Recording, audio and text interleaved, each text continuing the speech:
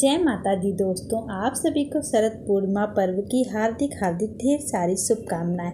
आज हम आपको शरद पूर्णिमा की एक बहुत ही प्यारी और सुंदर कहानी आपको सुनाते हैं। ये कहानी आज तक आपको किसी ने नहीं सुनाई होगी। शरद पूर्णिमा व्रत वाले दिन इस कथा को अवश्य सुने, आपको धन धान्य की कभी कमी नहीं होगी।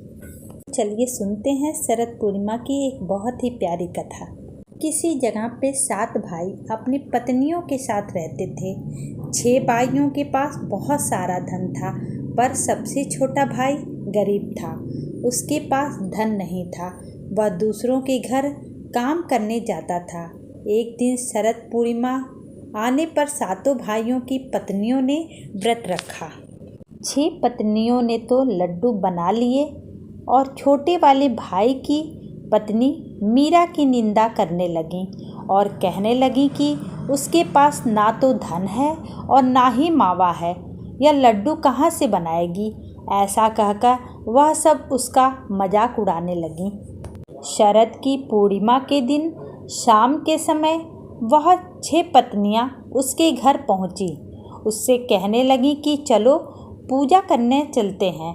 मीरा बोली कि दीदी आप चले जाओ, मैं बाद में आऊँगी, क्योंकि उसके पास पूजा करने के लिए कुछ भी नहीं था। भाइयों की वे 6 पत्नियां बोली, नहीं हम तुम्हारे साथ ही जाएंगे। मीरा उदास होकर अपने पति के पास आ गई और बोली, अब मैं क्या करूं? पति बोला, तुम चिंता मत करो, मैं कुछ सोचता हूं। मीरा के घर के पीछे एक सीताफल का पेड़ था। मीरा का पति वहां से 7 सीताफल तोड़ लाया और कहने लगा, लो आओ, तुम इन्हें थाली में सजा लो।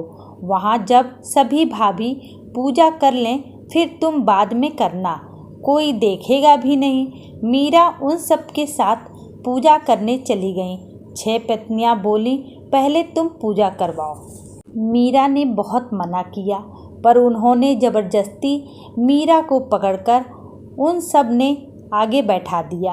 पंडित जी ने उसकी थाली ले ली और थालपोश हटाया तो सीताफल के स्थान पर सोने के लड्डू देखे तो वह सब आश्चर्यचकित रह गए। यह देखकर वह 6 पत्नियां पूजा छोड़कर घर आ गईं और अपने पतियों से बोली, जाओ अपने भाई के पास और पूछो यह सोने के लड्डू कहाँ से आए हैं।